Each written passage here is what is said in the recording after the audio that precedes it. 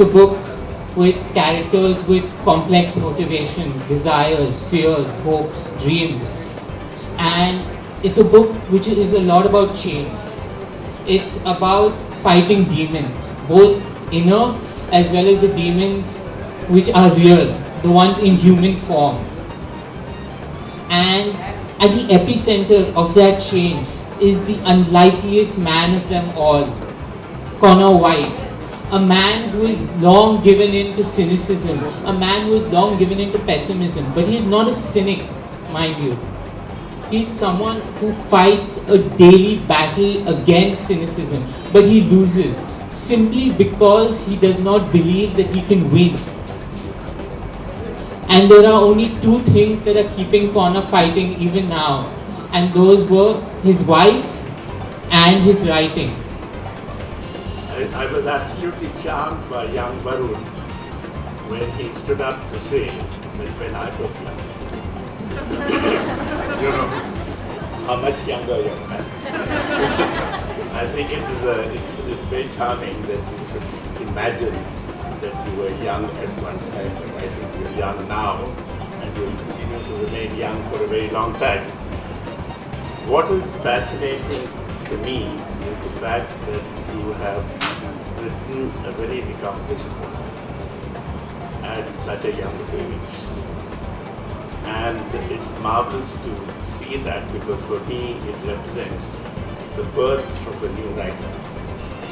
Because it's not often that you get to see anybody writing a novel at the age of 18. It's quite extraordinary.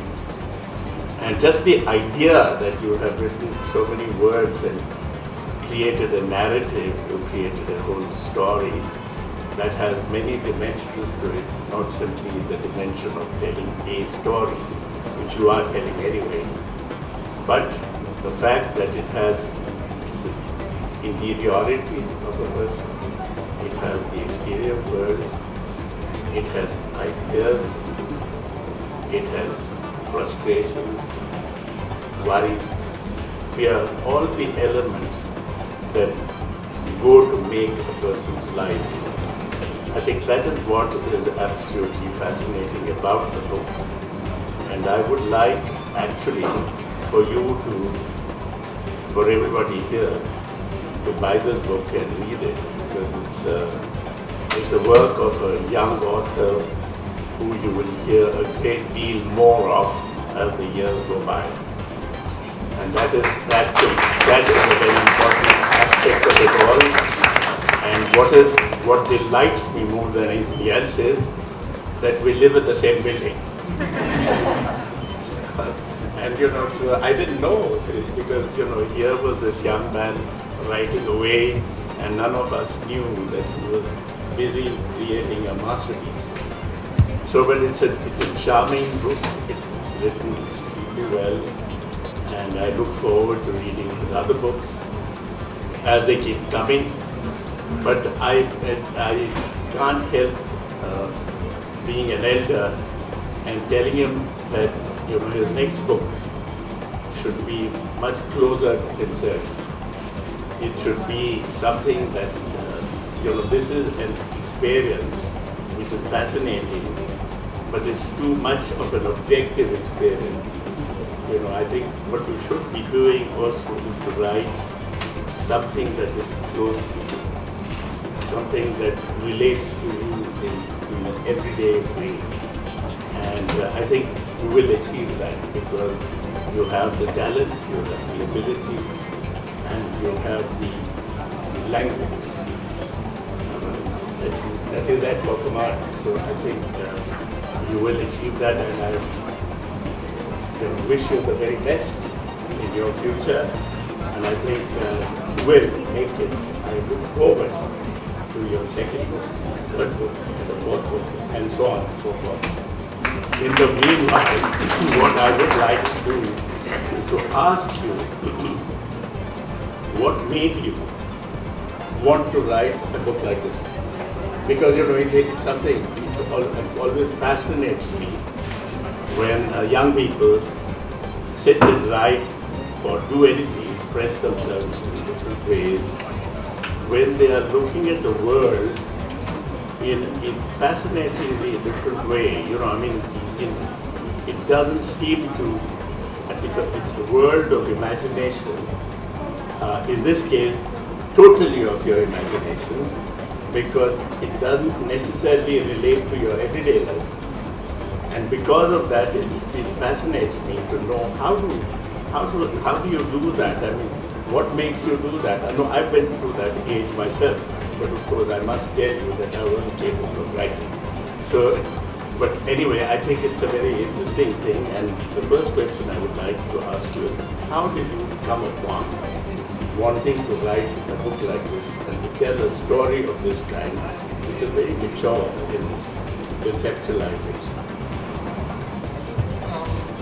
Well, I've been writing for a long time now, and slowly my writing itself has developed over the ages. And I write from what I see. I write from what I see as people around me. And the reason, as you say, I kept it in my own world, I kept it so different, is because I wanted it to be something, universal. That could be picked up from someone anywhere in the world and be read. So that it was more about human emotion. It wasn't pigeonholed into some category saying, oh, because this guy is this, that is why he feels this way. That is the only reason that I settled in that. And I'm writing about some pretty controversial stuff anyway. So I didn't want that blowback as well. There's another, added to that, that's an interesting answer you've given to me. But I personally also feel that, you see, when you write, like whoever, when you're creative, when you paint a picture, you write a book, you write a fiction, like this book of fiction, or you write a short story, or maybe you make a film, or maybe,